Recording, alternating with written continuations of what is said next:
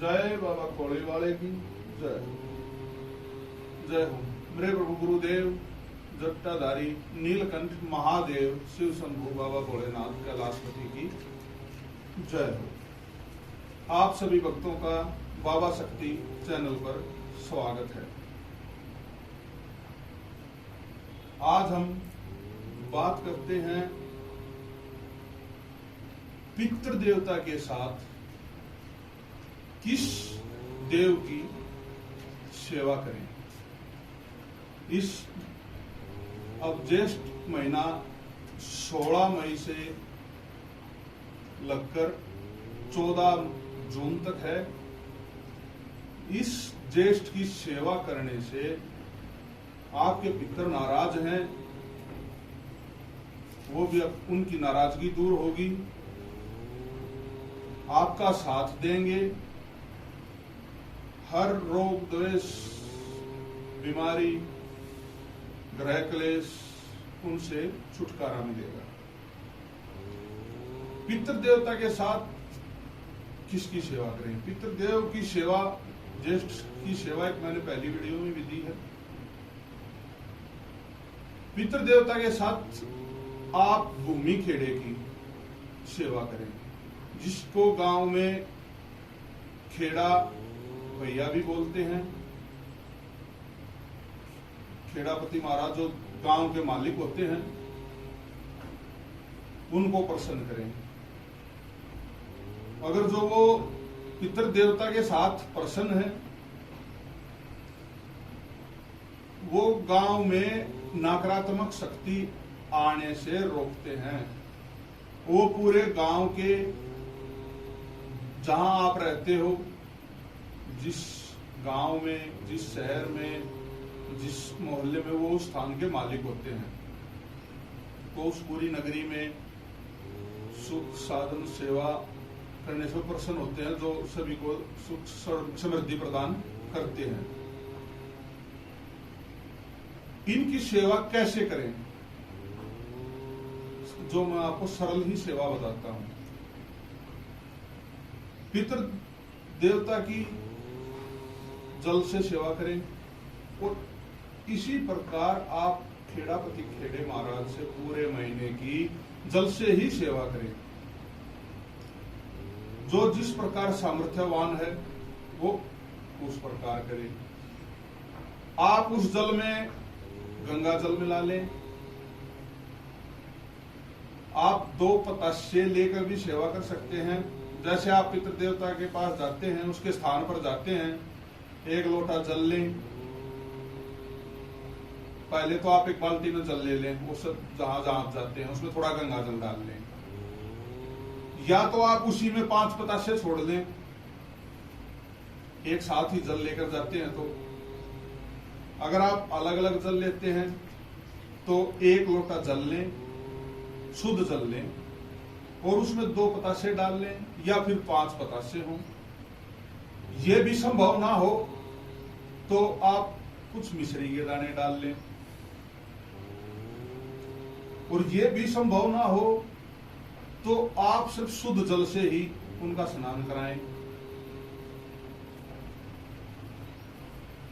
पितृ देवता भी शुद्ध जल से ही, 5 उजली जल से भी प्रसन्न हो जाते हैं। उनको कोई 56 भोग की जरूरत नहीं है। वो आपके घर के देव हैं। सिर्फ आप उनके पास जाएं, श्रद्धा से जाएं, मत्था नवाएं, मत्था टेकें, और अपने घर की सुख शांति के लिए आशीर्वाद मांगे। घर की सुख शांति का आशीर्वाद मांगेंगे और उसकी दया मेहर मांगेंगे, तो वो आपकी जरूर सुनेंगे। फिर आप खेड़े देवता के पास जाएं, जो आपके ग्राम देवता हैं, जो खेड़े महाराज हैं, उनकी सेवा करें। उसके साथ में आपके जो कुल देव हैं, जो कुल देवी हैं, उनकी सेवा करें। किसी को पता नहीं होता कुल देव कौन है, कुल देवी कौन है, और जिसको पता है वो तो इस तरीके से अपना कर सकता है। जिसको पता नहीं वो क्या करे। पितृदेवता तो हर घर के हैं, हर घर का मालिक है। अब आप कहेंगे कि हर वीडियो पितृदेवता की ही है। देखो मेरी अपनी वो है, जब घर के पितृदेवता खुश हैं तो आगे आप पढ़ोगे, उसके बाद फिर आप अपने कुल देवता, कुल देवी, इष्ट देव की सेवा जो करोगे वो सेवा उनको स्वीकार होगी और आपको फल कई गुना मिलेगा। जब तक आपके पितृ देवता खुश नहीं है, आप कितनी भी सेवा कर लें वो आपकी निरर्थक है, क्योंकि इतने सामर्थ्यवान हम नहीं हैं, कोई भी नहीं है। उस सत्र की पूजा हम नहीं कर सकते जहां पे सीधे इष्ट देव प्रसन्न हो जाए। इतना वजन कोई नहीं करता, सिर्फ हमारे पास सेवा के माध्यम से उनको खुश कर सकते हैं। और ये जो सेवा के जो छोटे छोटे सरल उपाय हैं, इन्हीं से आप उनको प्रसन्न कर सकते हैं। सिद्धियां, मंत्र तंत्र दे तो मैं भी सकता हूं बाबा मैया के आशीर्वाद से, पर उनमें त्रुटियां होती हैं, गलतियां होने की गुंजाइश रहती है, जिससे साधक को, भक्त को हानि उठानी पड़ सकती है। और जब आप तन मन से सेवा करते हो, वही तपस्या का रूप धारण करती है, उससे वो प्रसन्न होते हैं और आपके घर में सुख शांति, लक्ष्मी, आप दूध में हर जगह आपको सुख शांति मिलेगी जब आपके पितृ देवता प्रसन्न है। तो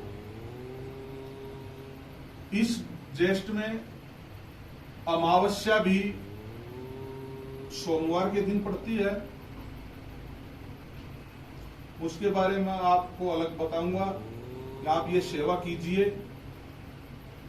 उसकी ज्येष्ठ, और फिर जो अमावस्या आएगी सोमवार के दिन, उसको आप सेवा कीजिए अपने पितृ देवता की। पितृ देवता की नाराजगी दूर हो जाएगी। ये सब बहकाने वाली बातें होती हैं। आपके घर में प्रेत है, ये है, वो है। जब आपके द्वार पे आपका रक्षक ही नाराज है, आपके पितृ देवता ही नाराज हैं, तो उस घर में कोई भी आ जा सकता है। ये आजकल हर जगह भ्रम फैलाया जाता है कि आपके उठने बैठने वाले ने करा दिया, आपके घर परिवार ने करा दिया, कोई नाम नहीं बताता, सिर्फ दो ही बात बोलते हैं, आपके उठने बैठने वाले ने, आपके परिवार वाले ने। इससे अलग बात नहीं होगी। और किसी के पास जाते हैं नहीं तो कराएगा कौन? आधी बातें झूठ होती हैं। मैं किसी बात को नकारता नहीं, पर जब आपके पितृ देवता नाराज होते हैं तब सब कुछ गलत लगता है, और जो सामने वाला बोलता है वही सही लगता है। आप पितृ देवता को मनाएं, पितृ देवता को खुश करें, पितृ देवता के साथ आप ग्राम देवता की सेवा करें, और उनके साथ में जो कुलदेव कुलदेवी का नहीं पता है, माता चौगान वाली हर जगह होती है, हर गांव में, हर शहर में माता चौगान वाली का स्थान भी होता है। स्थान नहीं होता तो चौगान वाली माता बोलते हैं चौक, जिसपे चार रास्ते हों। आप पितृ देवता के साथ में आप ग्राम देवता की सेवा करें।